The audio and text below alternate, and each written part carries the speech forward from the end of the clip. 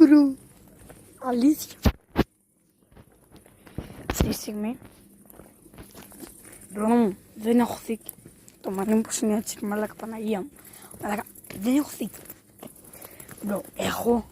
Μπρο, δεν έχω θήκη στο my τηλέφωνο μου. Στο μη τηλέφωνο μου. Στο μη phone. Μαλάκα, τι λέω.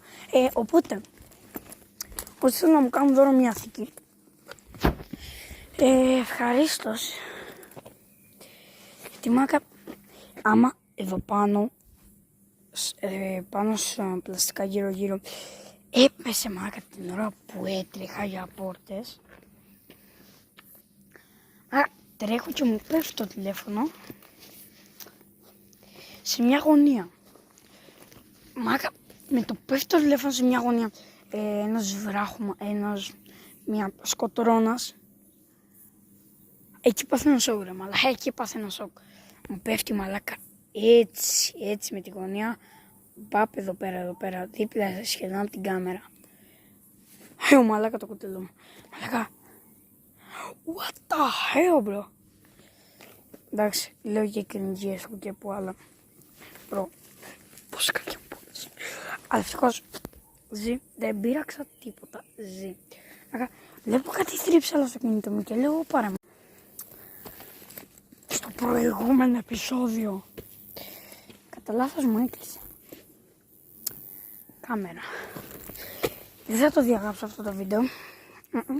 Θα ανεβάσω πρώτα αυτό στο YouTube και μετά από ένα μήνα θα ανεβάσω και το άλλο.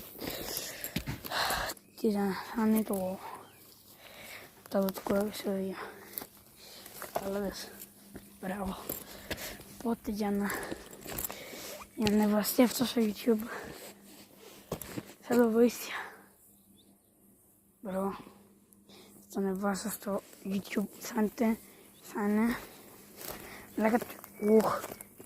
μαλάκα το χειρότερο fucking βίντεο σε όλο τον κόσμο, bro. Χειρότερο. Μαλάκα, τι διανοείς ότι θα βγάλω τέτοια βιντεάρα στο YouTube. Όχι. Οπότε, αν είσαι φαν, κάνε like και subscribe. Μαλάκα, άμα εμφανιστεί, κάνε γερμανικό ποιμενικό, γιατί εδώ μέσα μαλάκα έχει σπίτι για σκύλους. Αν εμφανιστεί κανένα γερμανικό ποιμενικό, τρέχω. Αν πάλι εμφανιστεί φίδι, δεν ξέρω τι θα κάνω. Μπρο, κοίτα που έχουμε φτάσει.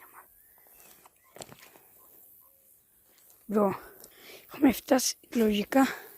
Του πέρα μαλάκα είναι στη μέση του πουθενά.